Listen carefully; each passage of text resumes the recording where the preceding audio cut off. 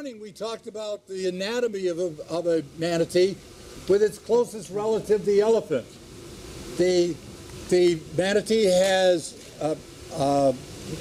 prehensile lips, and as you watch the three ladies feed, you'll notice the lip comes out like an elephant's trunk, grabs the food, pushes it into their mouth. But this afternoon, let's talk about the life cycle of a manatee. A female manatee will mature between 5 and 7 years old. Unfortunately, the guys have another 4 years to go because they don't mature until they're 9.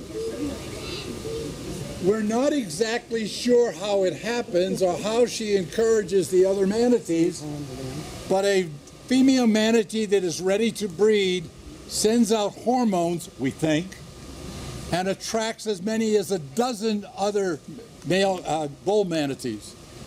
The bull manatees are gathered together in what is called a mating herd, and she may decide to mate with one, as I said, or many of the female turns 5 or 6 years old. She then becomes pregnant, and 13 months later she has a bouncing baby manatee. I say bouncing baby, it could be as much as 6 feet long and 70 pounds. They can be born either head first or tail first. It doesn't seem to bother the manatees at all. They breed all year long, unlike the deer behind me that have a rut, as it's called, used to it on their own.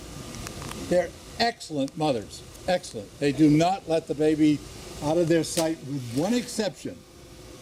When the wilds are here in the river, you'll notice when you look out this time of day particularly, there's a lot of small manatees. I say small, not 10-footers like our ladies here, but in fact in the order of about 6 feet. What's happened early this morning is the mom gets out of control, and there's no reason for that.